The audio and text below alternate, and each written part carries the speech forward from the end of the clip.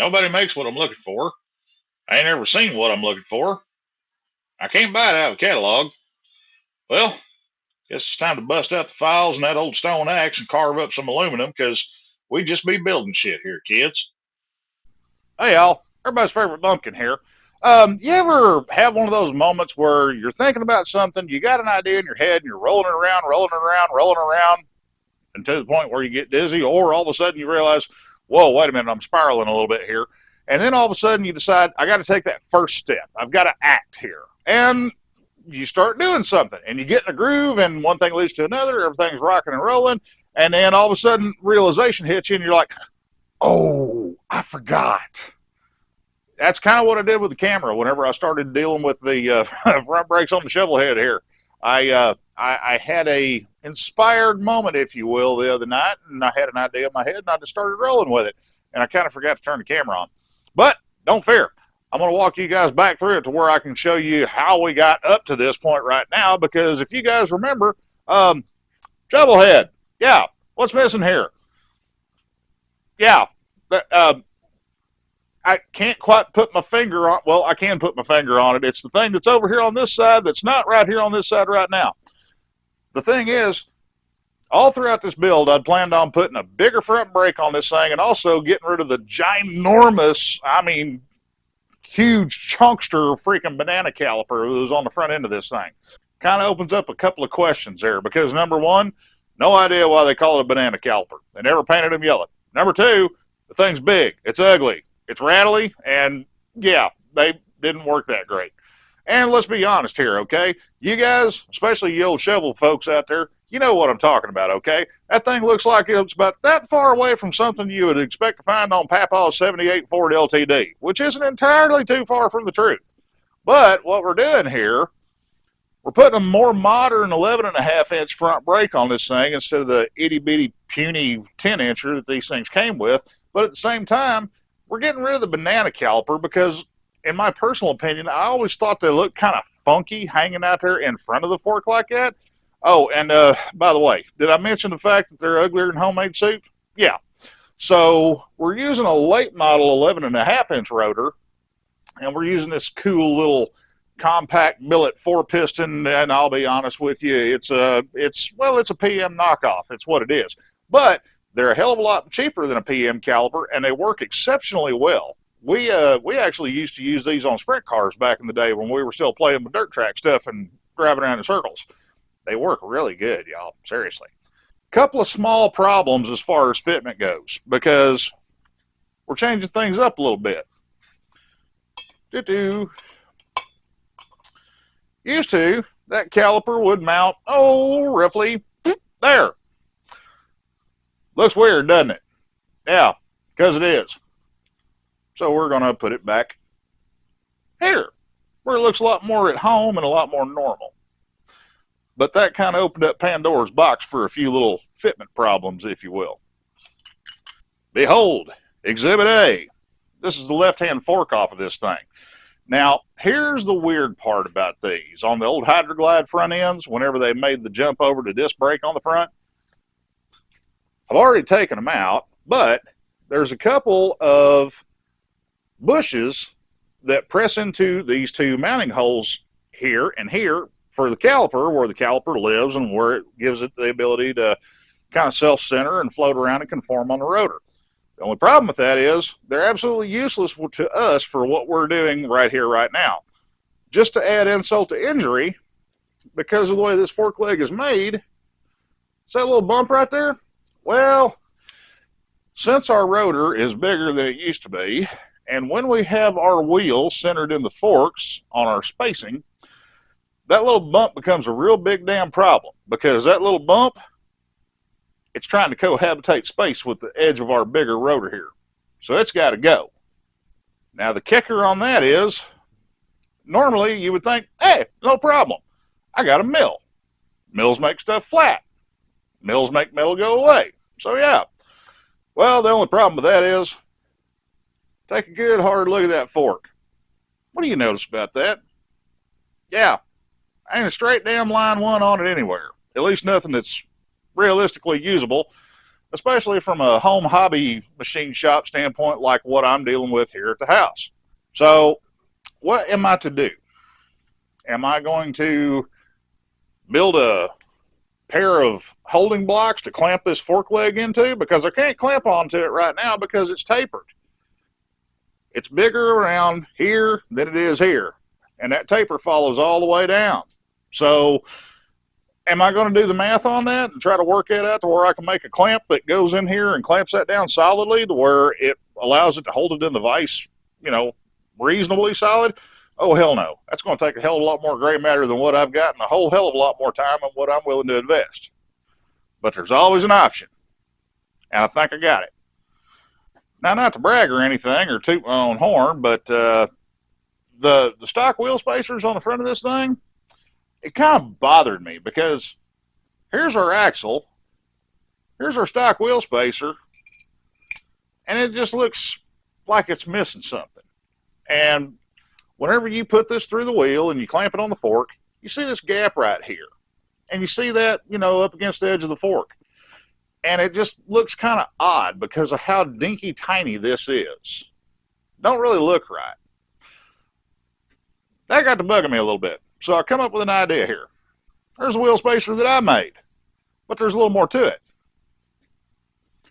Now you would think that that's just a bigger spacer. Actually, it's not. I know a lot of you guys are probably going to watch this and go, whatever, big deal.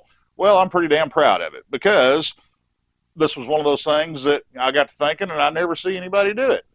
Now, if you guys remember when we did the ass end of this thing, we made the spacers on the rear wheel to where they were larger. They had a step in them. That way the outside diameter was larger. That way we wouldn't crush in the swing arm tube.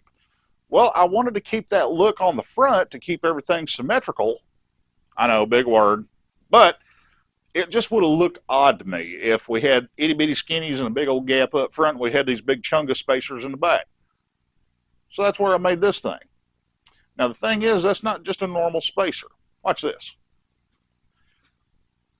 That step right there in the head of the axle, that's what catches the wheel spacer and loads our tapered bearings to provide the proper preload for them. So here's the spacer that I made.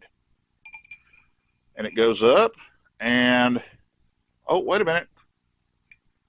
It's got a trick to it. This portion here goes in the wheel seal and forms the grease seal surface, but this butts up and fills the gap between the wheel and the fork leg, and it's the same diameter as the ones on the back. Now what I did on that, if you look real close on the inside there, there's a little bit of a step cut there. And it's got probably about 3/4 thousandths of an inch of running fit, but it's a nice free slip fit, but it still indexes on that step cut on the head of our axle. I did a thing. But all that ain't going to mean jack shit unless we can get our fork to clear the brake rotor and be able to actually fabricate a caliper bracket to where we can hang the brake caliper on this wheel. So let's jump in and get that done. I'm going to tell you guys something I found out a while back, like that on the regular. Tell you what, that little guy right there, well worth the 20 bucks, okay? This is another Harbor Freight find, but it's their adjustable ratcheting tap handle. And the cool thing is, it locks in the middle to where it's solid, but you can slide the bars out and you can get into pretty much whatever space you need to within reason on bigger taps.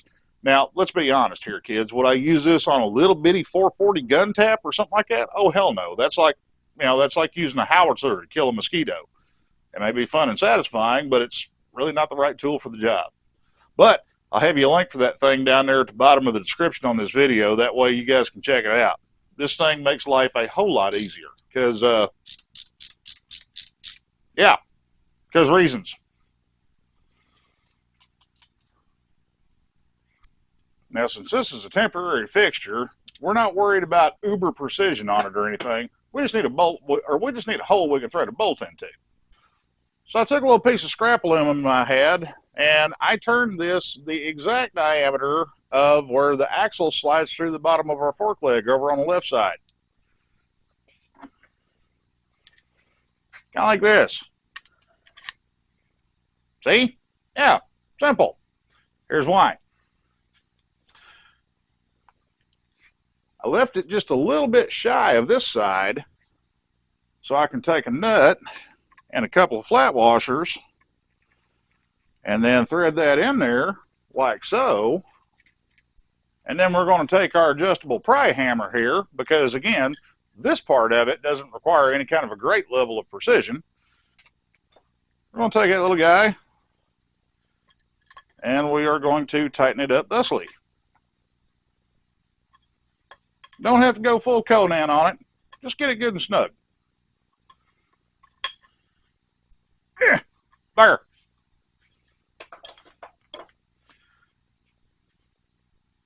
Just like that. Now, see, here's the kicker. This whole fork tube is tapered. There's not a square spot on it anywhere. Well, the fender mounts are kind of square, but I don't know that they're absolutely 100% in line with the center line of the fork and the center line of the front axle. So the problem was, how can I clamp this thing and hold it tight enough in the mill to where I can take it down where I need to take it down for clearance reasons, but make sure that I'm not doing it crooked to where my caliper is going to sit crooked on the rotor? Well, that's where this guy comes in. That piece that I turned down, it's right at 1/1000th of an inch under the actual diameter of that hole. So it's a pretty damn close tolerant slip fit. This will let us index off the axle center line of the fork. That way we can make sure we get our cut straight here where we've got to remove this material here on the original caliper bracket. I know this is highly cliched and vastly overstated, but this is one of those things that's so damn simple a caveman can do it. So what we do is, to square it up in the vise on the mill, let's take a V-block. And we're going to clamp it on the side of that V-block in our vise because that way it'll hold that truly perpendicular to the center line of the front axle. Most definitely one of the sketchier setups I've ever done. And no, I'm not going to try to cut it like this just yet, okay? I gotta get some reinforcement on this thing first. By the way, for you guys that are advanced level at-home user, if you're ever doing a project on your milling machine or your drill press, or, you know, for whatever the case may be, say you got to level something out, whatever, but you got stuff that's kind of high, low, but nothing in the middle right where you need it to be, grab you a set of these adjustable parallels. They slide. Now check it out. Shorter, middle, taller. As you slide these things, they do have a certain range of motion that they'll accommodate for, but they're still a ground precision surface. Now, are they precision down to sub 1/1000th of an inch? I don't know if I'd roll those dice, but for your average everyday, you know, get me a little bit extra kind of scenario, they're right where you need to be. I have you a link for them down at the bottom. Check them out. Now, I don't want to fly cut this because that will take forever.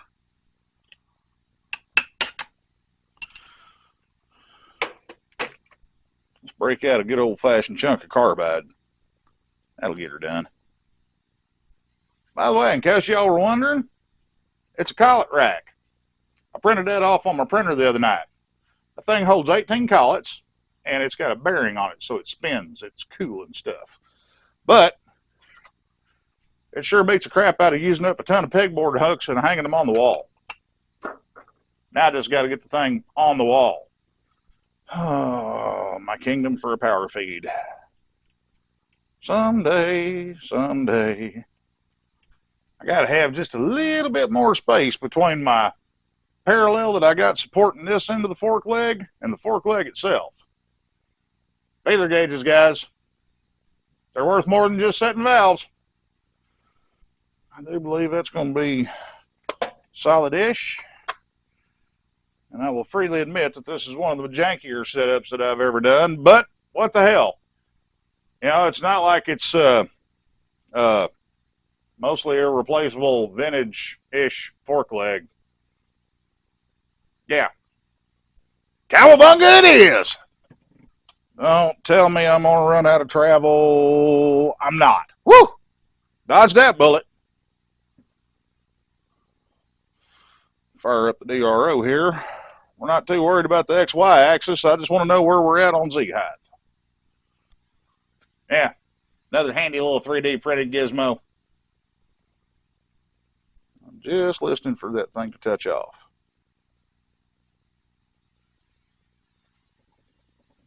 There it is. So we'll go back and we'll zero our DRO. That way we know how much of a swath we're cutting with every pass. And then we're going to cross our fingers and pray to every deity that we can think of in the next 12 seconds. But before I do that, I'm going to put my chip guard here in place. That way I don't wind up with a face full of aluminum.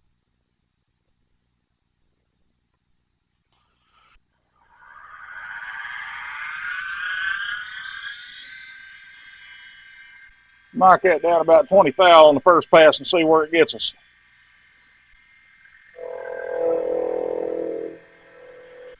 Okay. I was just checking to make sure my setup didn't move on me. Let's take another 20 there.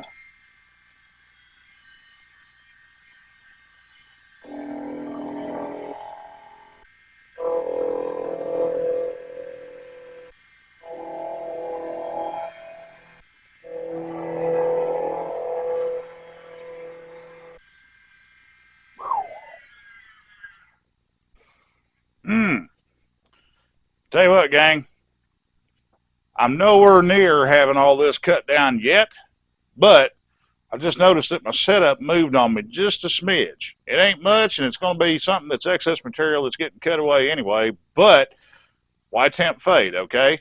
If it was 2 o'clock in the morning and this was something of mine, I'd be like, oh, hell yeah, send it. But the thing is, this isn't mine. This is something that I'm producing for a customer of mine. And this is something that a customer of mine put great faith in me to deliver him a solid, reliable, and rideable motorcycle. I ain't going to take chances with somebody else's safety. That ain't how we roll, man.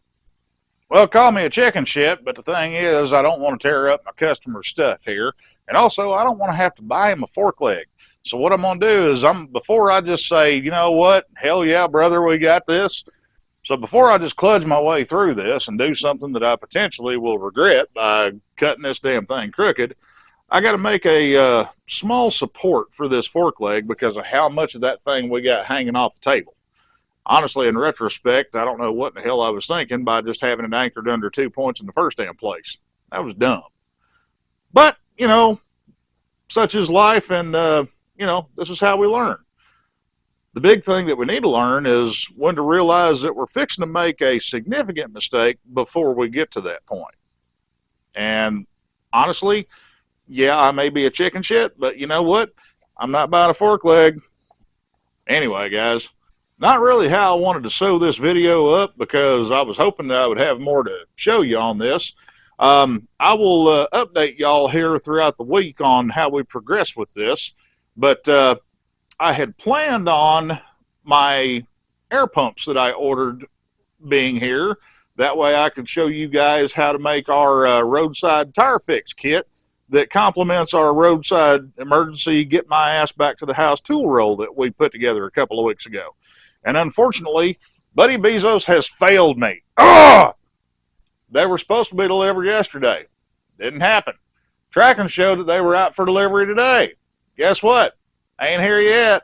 And according to the tracking from the 2-day free shipping establishment, which shall not be named right now, hashtag not sponsored, allegedly they're out for delivery. But I ain't got them in my hot little hand just yet.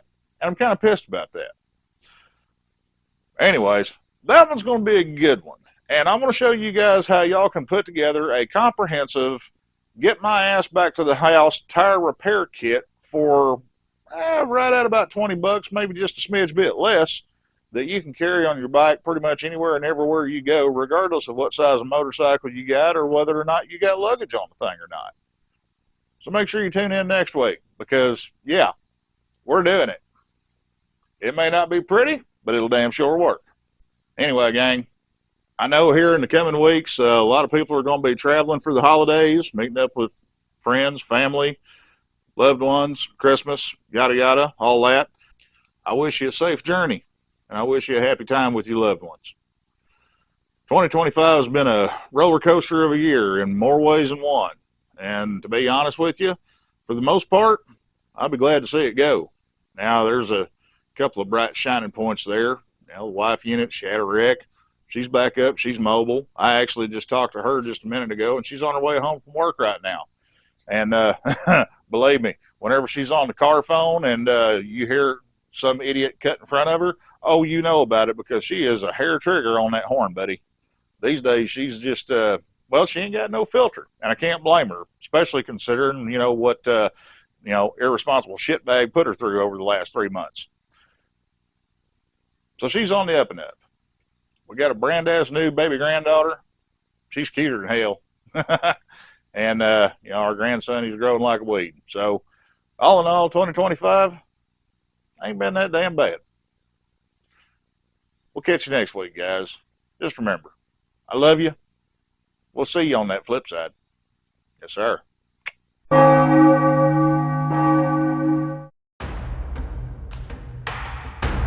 Force will be with you, always.